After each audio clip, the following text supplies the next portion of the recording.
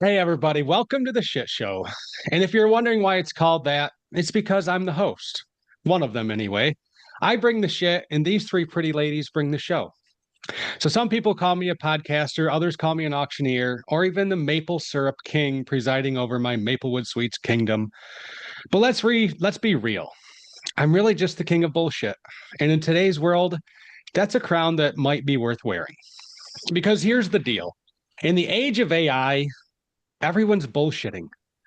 Half of the LinkedIn posts sound like they were written by an overcaffeinated circus clown, and every influencer looks more photoshopped than Amber's dating app profile pic. Now, I'm not saying AI is useless. It's great for reminding me of all of my fake friends' birthdays, or even auto-completing texts that I actually never wanted to send in the first place. Hell, I even have it write half of my bad jokes. But when it comes to business and life, staying authentic is harder than Jamie trying to explain prawns at a cocktail party. So today we're asking, how do you stay real in a world where deep fakes look better than your headshots? Chatbots answer you faster than your spouse, and influencers are about as authentic as Morgan's $9 Rolex. Luckily, I have three great co hosts who know a thing or two about authenticity. And if they don't, at least you ladies look good pretending. So let's meet them. She is a personal trainer and business coach, which means she's already been keeping people authentic long before AI ever showed up. Because while you can fake a resume with ChatGPT, you can't fake a burpee. Please welcome the woman who makes boot camp scarier than an empty beer shelf, the pride of Lansing, Morgan Ekovich. She is a blogger, a podcaster, and a virtual assistant from Venezuela, which basically makes her AI before AI was cool. She's fluent in two languages and at least three productivity hacks. So if the robots ever take over, she'll be the one outsourcing their calendar. Say hello to Amber Ramirez. And finally, she is the founder of Anglers Unlimited, teaching people how to catch fish, not feelings. And while AI is busy trying to generate fake stock photos of halibut, she's actually out there hauling the things in. She is proof that authenticity doesn't come from algorithms. It comes from Anna Cortez. Give it up for Jamie Probs. So, Amber, this is your baby today. So let us dive into this conversation about AI versus real stuff and authenticity. Take it away. Yay! Oh my goodness, that introduction. Yes. Very well done. I loved it. I hope that all of the next episodes start with all of these incredible introductions they are getting for us, Scott. I love them. Thank you so much. And yes, after that incredible introduction, actually, I don't have to say that many things to start with our topic today. But there is a question that I was reflecting upon over the last few months. And that's like, how do we stay authentic in this AI era? That's something that I had a conversation with Jamie Morgan before, and that's actually what inspired this whole topic for today. And it's so easy to use AI right now, and because it is saving us time, it's saving us money, it also helps us save energy. But where is our authenticity in all of this? So, the first question that I have for all of you, and I will pick Morgan to start it. Don't hate me. I want to talk about the benefits. I want to start with the benefits of what is AI getting right. What is actually helping us get, how is benefiting people around and people that are using it. So, for you, what's the most useful way you have used AI recently? Um, okay, so in two different ways. For personal training, nutrition, accountability, what's really cool is the photo feature and being able to take a picture of like your pantry and say, these are the ingredients I have. Please create a dinner for me tonight that's under 30 minutes that only uses what you can see. Which like for me has been super great, not for myself, not just for myself, but my clients who are just completely drained at the end of the day. Or even if they don't want to enable their camera, they can say, I've got salmon, rice, eggs, soy sauce, like in our mind, we all know stir fry is probably something that comes to mind, but it just gets us there and it gives us the simple steps right up front. So that's probably been the most practical way and useful thing that I've used in the personal training side. For business coaching and for myself, honestly, it's been polishing emails or polishing my thoughts of, I love the, like, where you just word vomit into it of like, hey, I'm going to word vomit what is happening. Can you just like help me polish this up, come up with like, pick out a train of thought that I've just word vomited to you in 10 minutes. And I love it because it gives me a better talking points. And I find that my stories at the beginning of my In Case You Missed It emails are way more relatable now because I can just word vomit into it. And I'm like, oh yeah, that's the story I was trying to put into a sentence. So I would say those two things are the most useful things that I have used for myself and for clients. And they're just like good tools to have of how do you polish something and how do you expedite something that like you can do, but you don't have to. Yeah, actually, I'm going to continue because you kind of steal one of my very most useful features of AI. For me, it's the same. As you know, I write for my blog, Ambar Virtual, and then I have so many thoughts, and it's very funny because I've been reading my old posts and they look like a mess now that I'm reading them. I mean, I still love them. I feel very proud of all the things that I have written, and it's so fun to go back and see how I was thinking and feeling at that time. But yes, they were a mess. But now AI for me is like my blog editor. So I do kind of the same as you. I put all of my thoughts, I word vomit, I brain dump everything that I'm thinking about a topic, specific topic, and then I am like, can you give me an outline, like coherent one where I can organize my ideas better so that my blog posts are actually, more clearer and they are understandable for people. Actually, I don't know why people were reading my posts at the beginning. They were really a mess, but I love them. So it's okay. I'll continue leaving them there. And the other thing is, well, with all of my clients and with all of you people that I work with, that's incredible because I have to write so many captions and emails and all of this copy that it's for me because there are so many different topics, many different fields like fishing and then cows and farms management and then fitness and nutrition. I'm like, I mean, my brain, it can't, come up with all of these incredible captions and emails. I would love to. That's like my dream. I want to be able to do that, but I'm still not there yet. So in the meantime, I have ChatGPT, who is my best friend right now, helping me with all of this. So I think that that's one of the biggest benefits. And I'm so happy to see that like personally, my blog posts, they're getting, more polished and they're actually prettier and more understandable. And now with my own podcast that I'm starting, that's a bomb dropping right now. I decided to drop it this September 4th. So please expect this very first episode of Ambar in real life.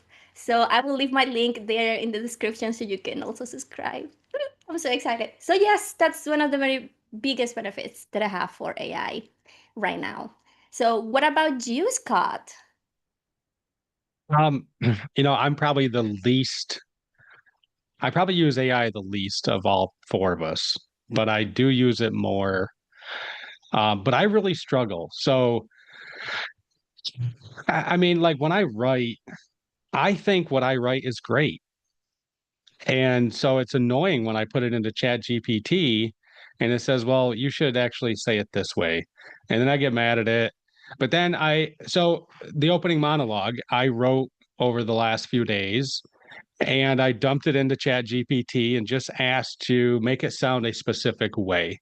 Essentially, essentially capturing the theme, but at the same time having playful little quibs about my co-hosts, like Amber's dating app profile picture that I don't even know if she has. Um, and Well, I think there's a lot of overuse. And I mean, there's definitely people that are just dumping crap into Chat GPT or whatever platform and it's spitting out like totally unauthentic material. Where I struggle with being too hard on Chat GTP is if I'm coming up with the questions and asking it and it's spitting out answers to my questions, like, okay, isn't that just kind of like a hack to not go to the frickin' Library of Congress and find all this crap yourself? Like, come on. So, in one way, it's like I'm okay with using the technology to find the information. But at the same time, I think it's over abused. And I mean, like you guys, like I use it to help polish up certain stuff. Whether it's making it more formal or less formal or whatever. Probably the most fun thing I did with ChatGPT was I wrote a song when I was in Tulsa called She's a 10 in Tulsa. And it was for the lady who won my season of. Yeah, I guess I can say that. I already said it. It was for a person. But so she made a joke about being a 10 in Tulsa, even though she's, like a 5 in New York. And that night, in like 45 minutes, I wrote a country music song called She's a 10 in Tulsa to the theme of Boot Scoot and Boogie by Brooks and Dunn, and then sang it for her the next night. It was awesome. Yeah. How about Jamie? I am probably the heaviest user in this group. I would wager to guess. Amber and I might be like neck and neck, but I'm a very heavy user because new technology fascinates me. So when I see something coming, I want to learn about it. So I'm actually enrolled in a AI program to learn from somebody who knows it faster than I do. And that's like my MO is like when I want to be good at something, I'm not going to just figure it out myself. I'm going to find the person who is excellent and learn from them.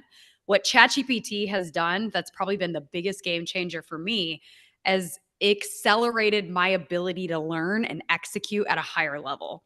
So, for example, I think one of the biggest eye openers recently was I have a YouTube membership that I'm in a membership to learn about YouTube because we have a YouTube channel. I think our channel had like 400 subscribers. And one of the things was teaching you how to get your YouTube, how to get your YouTube videos seen better.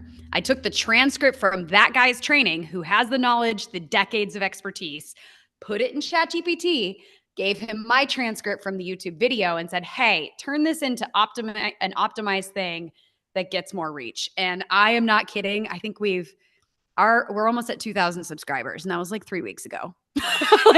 And it's like huge traction. We are now monetizing our channel. And it's all because ChatGPT took complicated process that would have taken Jamie forever to figure out and learn and read and do and just spit it out. Like he accelerates the process. I go meta with him. So like this podcast, I took the questions Amber is going to ask us, put it in ChatGPT and said, tell me how I would answer these questions. Because I want to, and what I want you all to understand about this tool is it's garbage in, garbage out. It learns from you. So the more time you spend in it, it will get you more and it will spit things out that are closer to you. And if you don't take the time to understand how to prompt it or correct it, then you're going to continue to get that garbage and it looks generic because that's all it has to go off of. And it was pretty accurate. It's like, for me, the number one answer was for what was the most useful way I've used AI recently. And it said, taking a messy brainstorm or transcripts and turning them into something clear, organized, and ready to share. My brain works in stories and energy bursts, but AI helps me pull the threads together into something that's not only inspiring, but actually useful for others. It's like having an editing buddy who never gets tired. 100% true. I am a ping pong brain. Even with like Amber, her and I work together, and I'll send her a video with my word vomit, and I'm training myself to put that video into ChatGPT first and say, make these instructions clear. And then it makes it like 2 seconds. And then Amber knows what the hell I just tried to say over all that time. So also doctors, I don't go to doctors, but we've had some medical stuff we've had to do recently, understanding what the diagnosis and the reports mean and the acronyms written by the doctor. I put it in ChatGPT. It tells me exactly what I'm looking for. That has been huge to ease my brain from some personal standpoint things. Tech support. I had a tech issue this morning. I go to ChatGPT. I ask him, how do I fix this? I get things done so much faster because there's nothing more frustrated in an online world when you are stuck on something tech related. So honestly, yeah, he's like a little sidekick. And again, garbage in, garbage out. If you're not giving him the context of what you're after and the quality of what you're after, you're not going to get good responses. But our content is performing extremely well. And it's because I'm learning how to leverage that tool. So I would highly recommend anybody that is about it, like it's what you're putting in and you can fix that. Plus, this isn't going away. You need that competitive advantage of knowing how to use the tool more effectively than your competitors. That would be my business personal opinion on that. So I'll leave it there for now. I could go on with that question forever. Actually, back to you, perfect. Amber. That's perfect because our next question, all of these insights that I get from you, even Scott writing a song, actually it's something I'm not writing a song, but I've always wanted to write a book, and I'm actually trying. I have a specific ChatGPT account that I use for my blog only, so I am not putting any other information from any of. I use a different account for each of all of my clients because I understand that this process, it's so much better and faster when it learns that the same thing that I'm asking over and over again are from the same topic or for the same company. So when I ask something for Scott's podcast, it kind of knows already what I want because I've been asking it kind of the same questions, over and over again, that it really spills out way better content than at the beginning when I started using it. And the same with my own blog. So yeah, for the future, I would love for it to know me so much that it will help me write a book of all of the things that I've been learning and writing. So all of my reflections and all of the growth that I've been seeing in myself. I'm about to write a book with that. So, and that's something that it's kind of, I don't know, weird at the same time because when you see, I've been reading a lot of books lately, and all of these great authors, they have spent years and months in one specific place for all of this time trying to get all of their ideas out. And I'm like, okay, yes, I will kind of do that, but I may not use that same amount of time. And also I will kind of have my editor with me already there helping me figure things out along the way, and I don't have to wait until have all of the manuscript ready to send it to an editor and then have this whole book thing publishing process done. So that's something that I've been thinking about, and I believe, and this correlates with my next question that I have for you guys, how has AI helped you focus more on your zone of genius? Because it's so, like Jamie said, it's so easy to get stuck and get frustrated and then overwhelmed because you have to do things but you don't know how to do them, and then you don't know where to go. And sometimes when you ask Google questions, it throws so many weird things at you that you don't know where to start. But when you use ChatGPT or whatever other AI tool that you have, it's so much easier because it gives you like the content, the specific thing that you're asking, or at least it also asks you questions like, okay, ask it, like, tell me more about what you want or something like that. Sometimes I do that. Like I have like dialogues with this thing, and I try to make it understand what I want. So yeah, it's actually helping me write a lot because that's something that I really enjoy. And that's how it's been helping me focus more on my zone of genius, because I can just throw all of these thoughts and pensamientos. I'm speaking in Spanish now. And yeah, so that's like how it's been helping me all of the with all of this, and also with the podcast, like trying to figure out the things that I want to like to distinguish what is good content for the blog, like writing form, and what is good content for the podcast, like when I talk about things. And yeah, that's how it's been helping me a lot with this issue. So I'll start with Jamie again because I kind of cut her off with all the things she was saying. So, how has AI helped you focus more on your zone of genius? You can kind of finish all of your thoughts from the beginning. I think as I've learned to get in the habit of when you get stuck, use ChatGPT. Just that, like, go there first, as like you said, not to Google, not to other resources. Go there first. It gets me unstuck so much faster. And like I had a declined credit card on one of our members today, and I always am like, all right, how do I word this so it's not too, I'm overthinking the wording of the email. It spits something out so fast, and as long as you make sure to edit it in your voice and never take the first draft and use it, it really accelerates efficiency, if that makes sense. So if I can get out of the how to write a email decline letter mindset, I can focus more on developing content, which is my zone of genius, learning from science and taking what I know about fishing, adding a little personal development twist to it, and then producing that for our customers. The other piece of that is it's extremely good as a partner in research. If you tell it to make sure to cite everything, and then you physically go and make sure that the information is accurate before you use it in content, it will pull some really good research documents from the world of the internet that can be repurposed really well to make quality content way faster. I don't have to go to the library, like Scott said, and look for the damn answer when I actually don't even know the question to ask half the time at the library. So yeah, I would just say, it's been a massive game changer. Mind you, that means it's a massive game changer for everyone. Like, everyone has this tool. So I really think it's how can we level up our use of the tool to be more effective at what we do with our zone of genius? How do you amplify your superpower with it? Yeah, love that. Okay, how about you, Morgan? I don't know. I am so mixed on AI depending on the day, partly because I feel like it's cheating and that I feel stupid sometimes at the end of the day when I've used ChatGPT to get me through the day, that I'm like, I didn't even use my brain. So I am definitely I'm not quite where Scott is, but I'm definitely not as high usage as you and Jamie are. So how has it helped me focus more in my zone of genius? Or deepen relationships?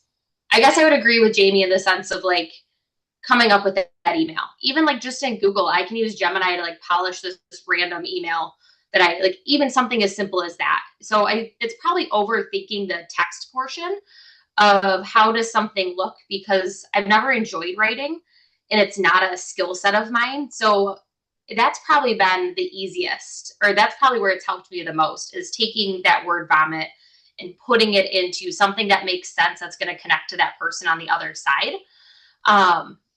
based on all the things it knows about me. So I would probably say that, just because that's probably where I stay stuck the most, is like sitting here overthinking, like, how did that sound? Whereas like eventually I just move on with it. I'm like, okay, that's good enough. Whatever one, because like we got to keep moving and it can't always be perfect. But yeah, there are some days where like I don't even use it. I don't use it at all, because, and then I'm like, wow, I feel really good today. Like my brain, it's also the same days I'm not on social media. So they all kind of go hand in hand. Days I'm on social media are days I use ChatGPT. Days I'm not on social media are days I don't use ChatGPT. And it's like, it's funny how our brain at least it's funny how my brain works when I spend time on those things and when I don't, but how they're such great tools for business when used correctly. But when we spend too much time in them, I don't know, it's really interesting. And I feel like in my area right now, there's so many people that I personally know are not hiring trainers. They're just asking ChatGPT to do the thing for them. So it's putting me out of business in a sense. Yeah, like it's putting me out of business because people can do it on their own, but they're not. That's the thing. Is it's not, they don't have the accountability and they're not actually following through. So there's like that double-edged sword where I'm, so yeah, that was a word vomit. Scott. Yeah, like I was just sitting here trying to figure out, okay, like what is my zone of genius? One, and Same. like I That's have, kind of why I got stuck. yeah, right. And so I would say, like, am I using ChatGPT to strengthen my zone of genius? Probably not. Listening to you guys talk, I should probably use ChatGPT more. Like, 'cause again, like I agree, Jamie, it's a tool. And like any other tool, if it's overused, it's gonna, lead you. You can't only use a hammer to build a house, right? You're gonna need more than one tool. Um, so I'm thinking of like practical ways. If probably I leaned on Chat GPT a little more to help me maybe flush out podcast topic ideas and outlines, I would have more time to, I guess, work in my zone of genius, which is getting in front of clients. I mean, you get me face to face with a client, I'm gonna kill it. Um, but I don't use it that way now.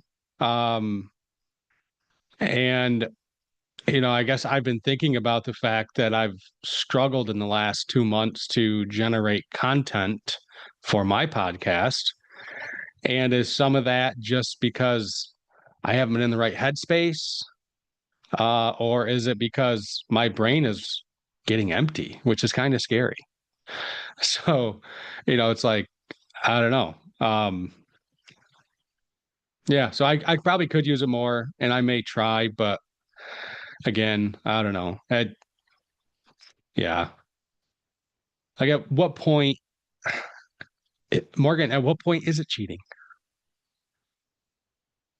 Yeah, there's this weird boundary that I'm like, I feel like I have the cheat sheet and that I'm gonna get caught and I'm an adult. Like something's going to happen.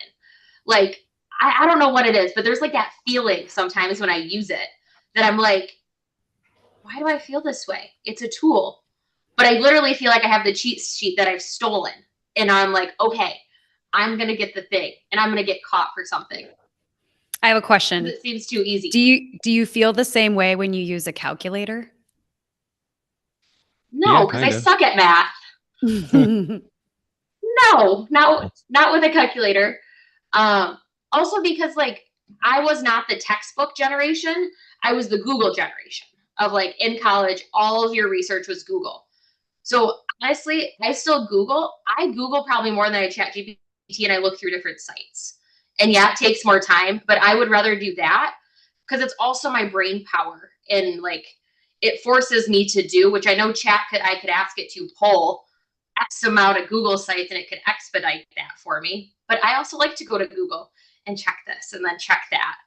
I don't know, but no, calculator, I do not feel like it's cheating. I suck at mental math. Like I'm the count on my fingers still sometimes. And I think we all I don't do. know, like I think for cheat, like from that perspective, like where is that line of cheating? And again, I'm still torn because like I know that I can come up with good ideas. And so, but is it, if I'm asking the question into Chat GPT, is it truly it just helping me craft that idea or is it giving me the idea? And so then there's this internal battle of authenticity, which, like, honestly, when you go through people's social media, I thought of this morning. Like, there's really only like two things anymore that are 100% authentic in life. It's a conversation with a kid less than 5 and your dog's reactions to whatever they're feeling. Like, outside of that, what is true authenticity? Honestly, it. Or somebody who's had too So, much to drink, I think is pretty authentic. well, yeah, drunk. What's the saying? Drunk words or sober thoughts. Yeah, something like that. Um, I don't know. It pisses me off though that I feel that way because when I hear Jamie talk about it's already like what you've done with your YouTube channel and now you're monetizing it. And I'm running a business that showed a profit in July for the first time in history. Like, how much faster could I have gotten to that point had I taken Jamie's approach? No, that's a context thing because I know what business you're in and how hard it is, and what you have built is incredible. And ChatGPT is not going to do that for you in that business. So, But like from a marketing side, right? That's where I'm talking. Okay, I can see your point on marketing, but you have to like physically create product and distribute physical product.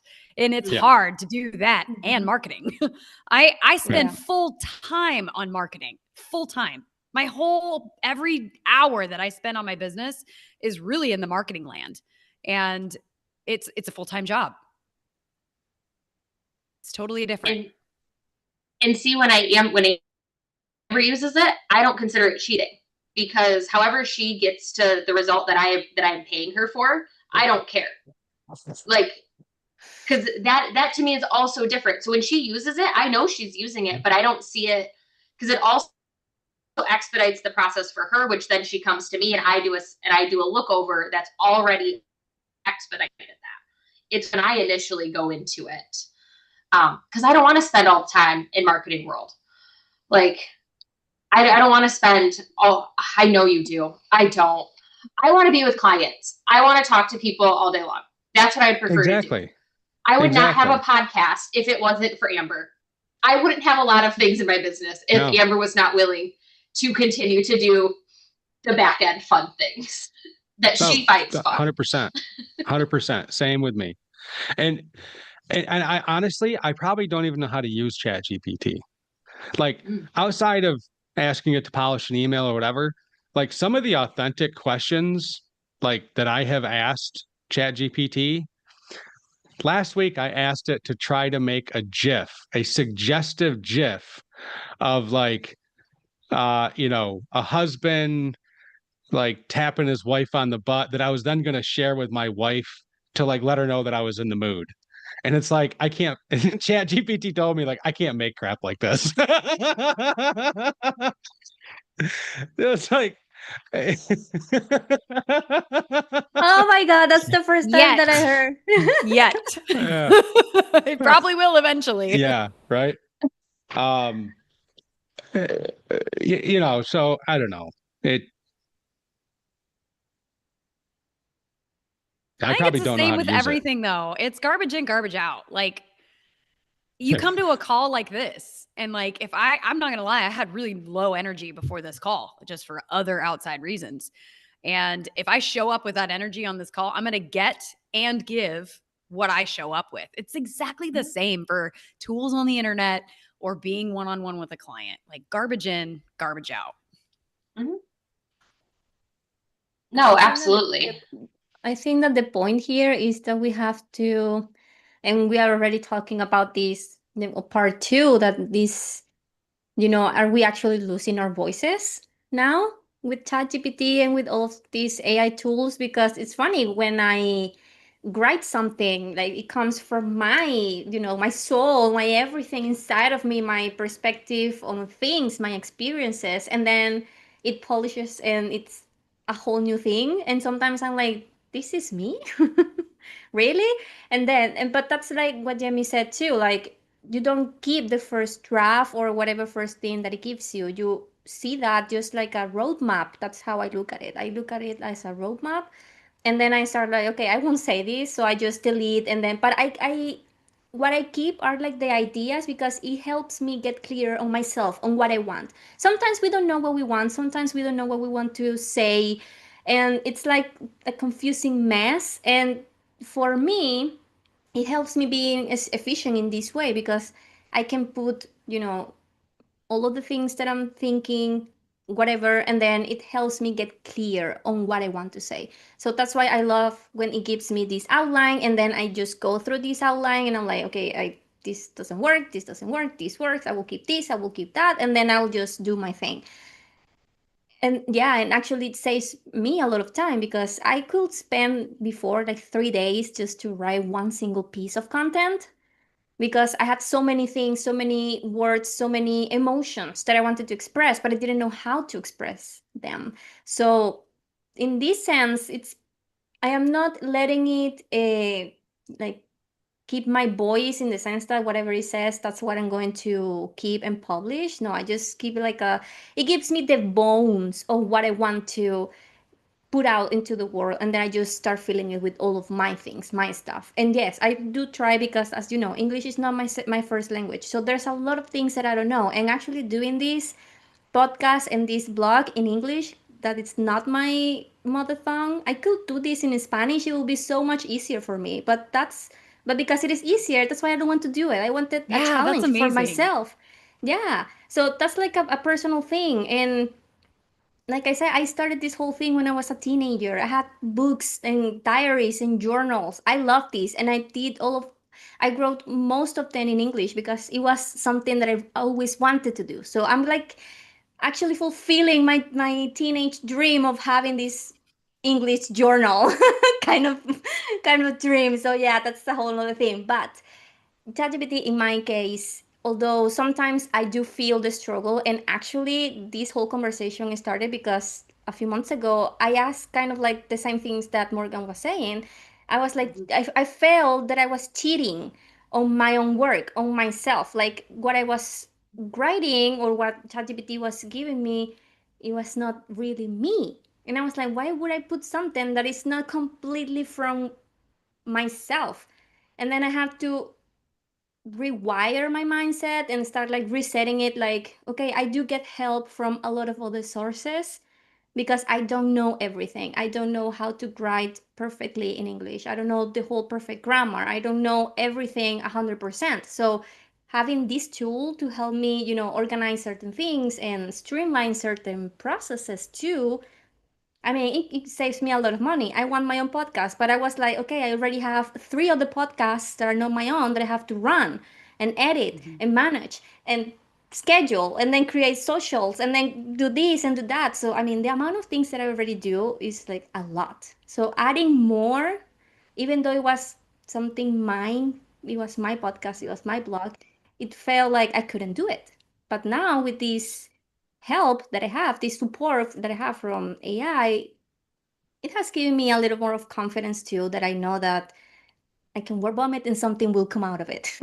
And not just something weird and something, crazy that is going to be useless. So I think Okay, that I have that's Yeah. yeah. a question.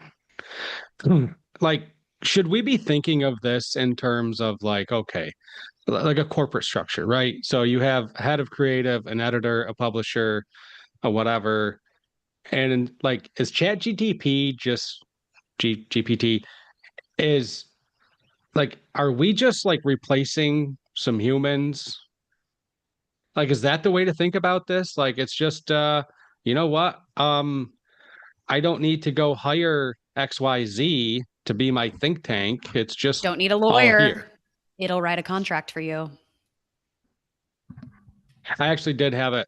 So, like, I wrote my lease contract that I use with landowners, and then I dump it in there to just polish and clean up and make it look better. Mhm. Mhm. And I think that's probably my biggest hang up is like the way I'm using it now, I feel like is just more from an editor standpoint rather than like write me a script for X. Like to me, Or that's put cheating. cow data in and tell me to find XYZ issue that I'm looking for. Like it analyzes data so insanely better than we can. Stuff like that. Like, yes. So I think you're thinking of it if you think of it as a human, you just got to give it the context of what it is. You're a top level CEO of XYZ company, and it'll pull all it knows from what that is on the internet, and it'll apply that to whatever your question is. Yeah. Like I said, I use it like my blog editor. I will send my blog, my book, to someone to edit it, to revise, to review it, to polish it, because I don't believe that any of the books that we have seen are being published like with the first draft that the authors write. So when I put my, like I said, when I change or I try to put my mindset on that, looking at with that perspective, it was like, okay, it's not that it is writing the thing for me. It's helping me just polish it, like a blog editor, like a book editor will do at a publishing company, you know. So in this case, I don't have money to pay for an editor. I have ChatGPT to do it for me. But it's not, like I said, it's not that he's not the one deciding what the topic's going to be about or what are the contents, because I'm doing that. He's just helping me organize it in a better way that is more understandable for people. Since when is ChatGPT a he? I've now heard two of you refer to it as he. Just because we have a relationship. Yours can be a she. You could even choose the voice. Yes, I don't know. It's just he, ChatGPT. I mean, maybe because of my Spanish brain, it fits more into the he side than the she, so that's why it's a he. So there's no other explanation for that. The last thing I need is ChatGPT telling me, Scott, I can't make suggestive GIFs.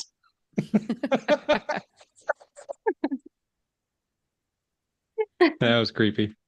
Yeah, that's so funny. Okay, so now that we are in these kind of topics, what do you think are some of the ways that we can keep our authentic voice while we're using these AI tools? I guess for podcast wise, I feel the most authentic when it's not actually written. When it just kind of helps me create some bullet points, then I get to go on a podcast and just talk how I talk. Because writing is not a strong suit, me being clear in my authentic self is still, there's so many unknowns already that when chat helps, I don't really know. And I'm like, I don't know if that sounds like me or not, because it's just not something I've done enough of in long form. Better in short form, but in long form. So that's why, like, for me, I'm the most authentic when I'm like, hey, we're going to do fitness in 5 minutes training. That's the topic. That's kind of what I want to hone in on. But I want to, these are the bullet points I need to put on.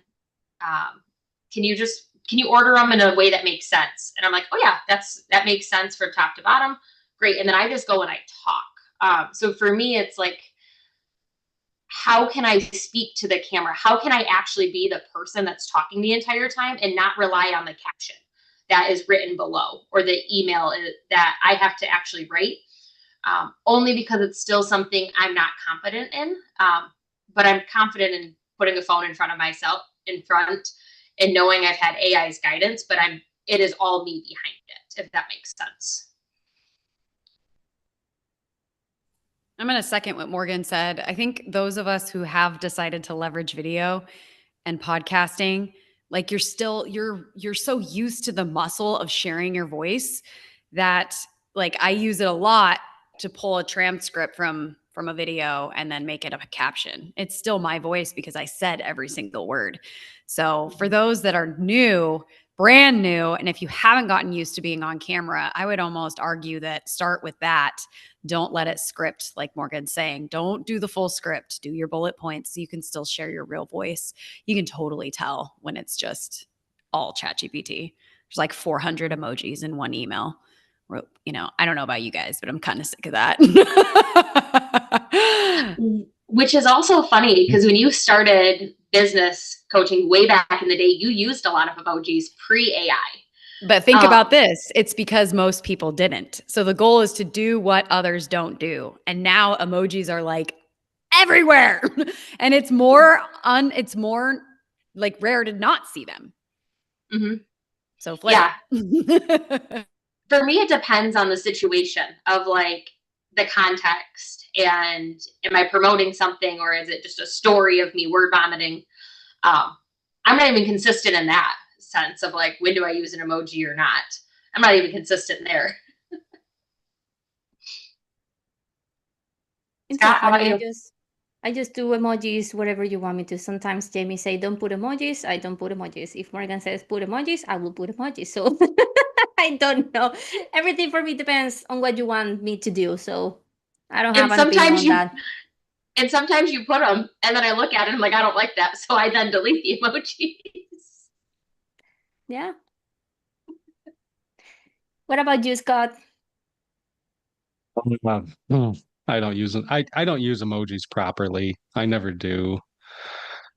Like, I'm too old for this. No, but your question, how do you maintain the authentic voice? I think, I would echo what Morgan and Jamie said, right? Like, it's like a politician. You can tell who's reading a teleprompter and who's not, right? So you can't preach authenticity, but then sit there and read a teleprompter, which is essentially like if you're going to ask ChatGPT to script your podcast for you, why bother? Like, you're going to be a hack. I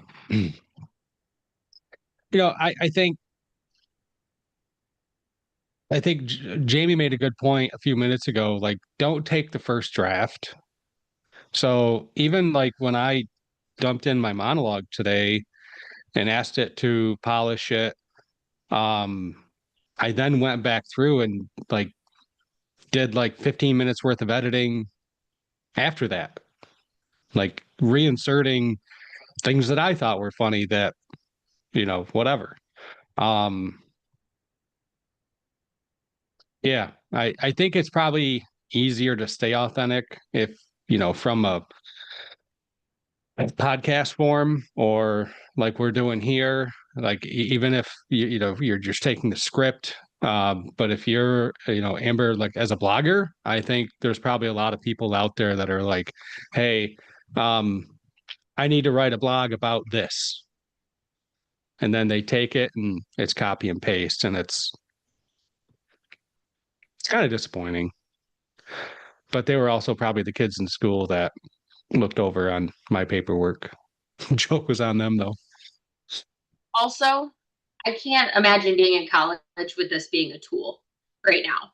And like having our doctors and our lawyers and all like just having the next generation, this is how they like the tool that they had to get through school. I can't wrap my mind around that. I know it's sidetracked, but there's part of me that's like, these people are going to be our resources at some point. We're going to go see this gynecologist who's used ChatGPT to help him get through med school.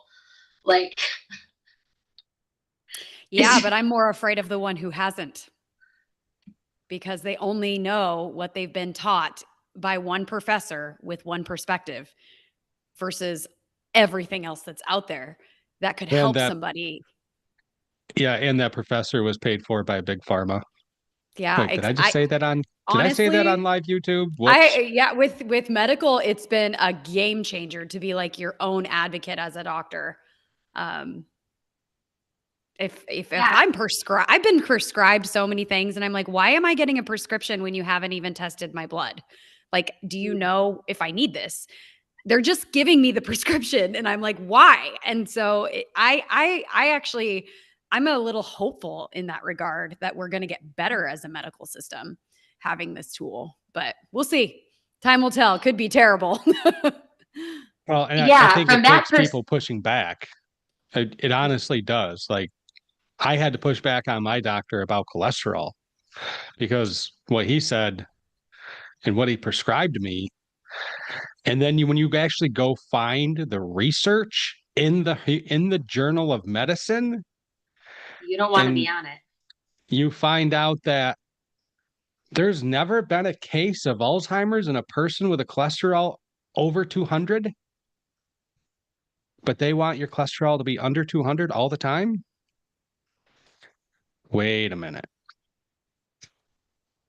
Sidetrack, I know, but From that perspective, yes. If it's being used as a research tool to learn and grow, if it's being used to grab information and paste without actually consuming the knowledge, that is where I see in any industry, just like how easy it is to get an answer and just paste it to the next point.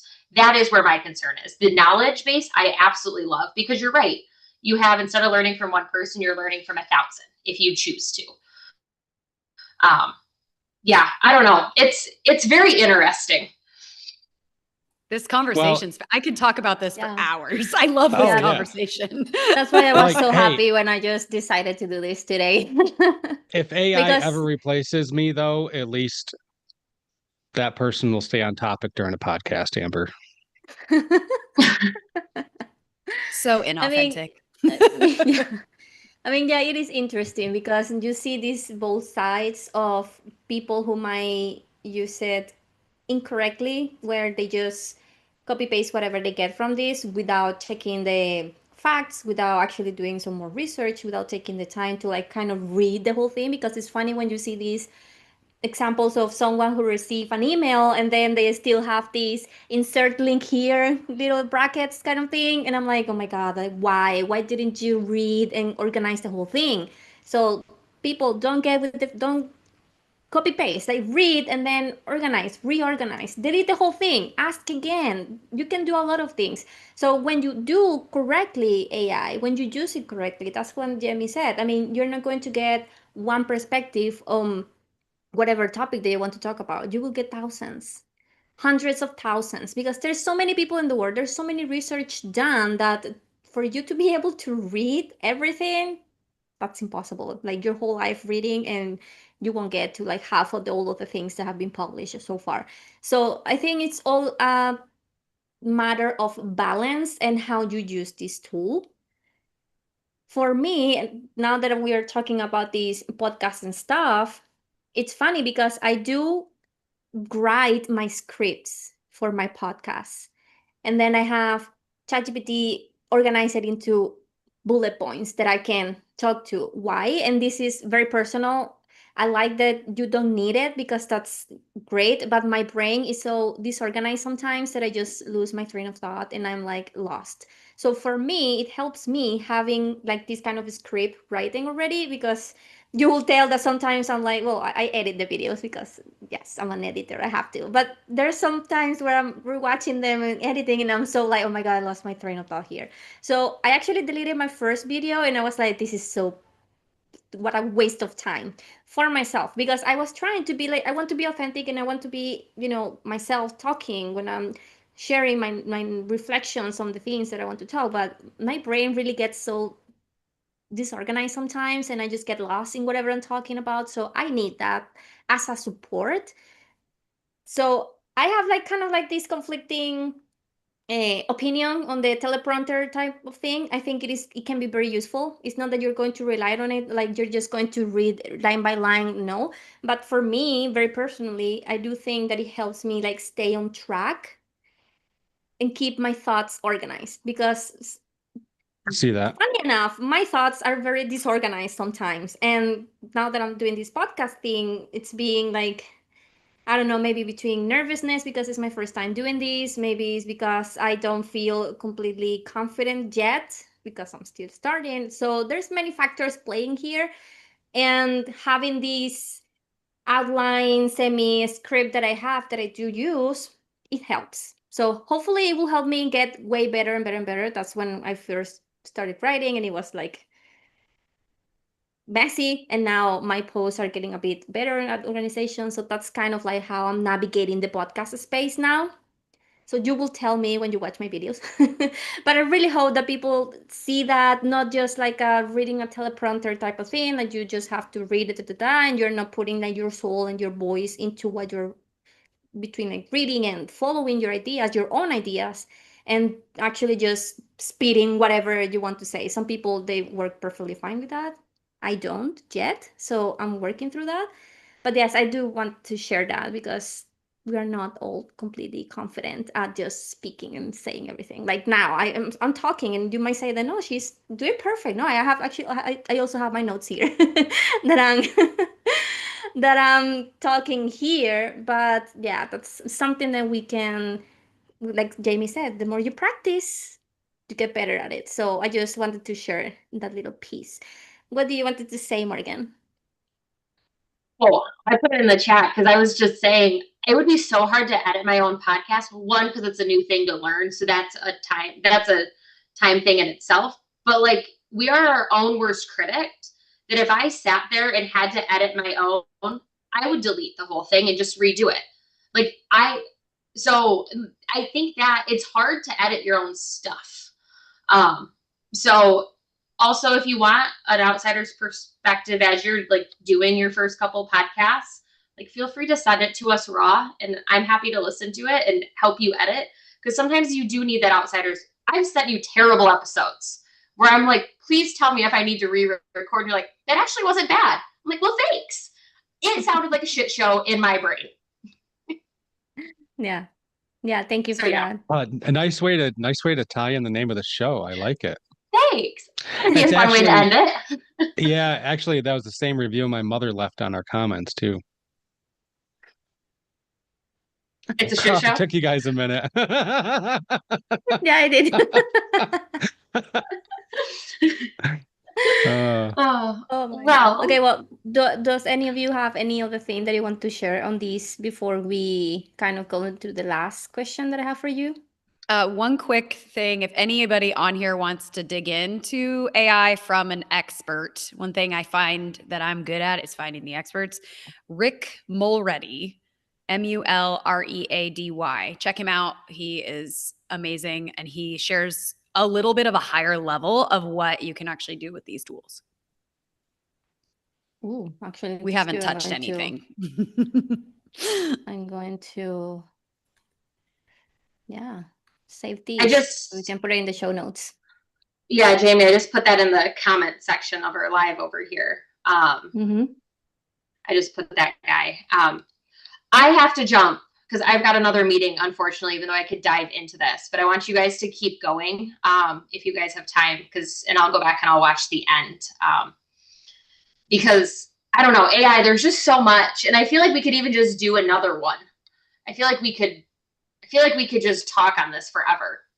I think it'd be fun to do real use cases, like actually show stuff that people can use. I don't know. Yeah. Scott, you're next though, right? Yeah.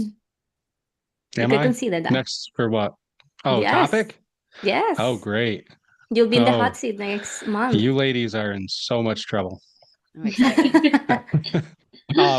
I actually have a podcast to record as well here that I'm a couple minutes late for. So unfortunately, I'm going to have to jump like Morgan does too. But you know, your last question was like one piece of advice, and I think you nailed it perfectly when you said, "Put your heart like don't let it not have your heart and soul into it. Like have emotion, like be real." You can take that outline and put your voice to it, and like you can like own it and speak it and have it sound like it's coming from a place of like, hey, this is me. So yeah. Thank you for that. And it's okay if you have to jump. We'll see you next month with your chosen topic. All right.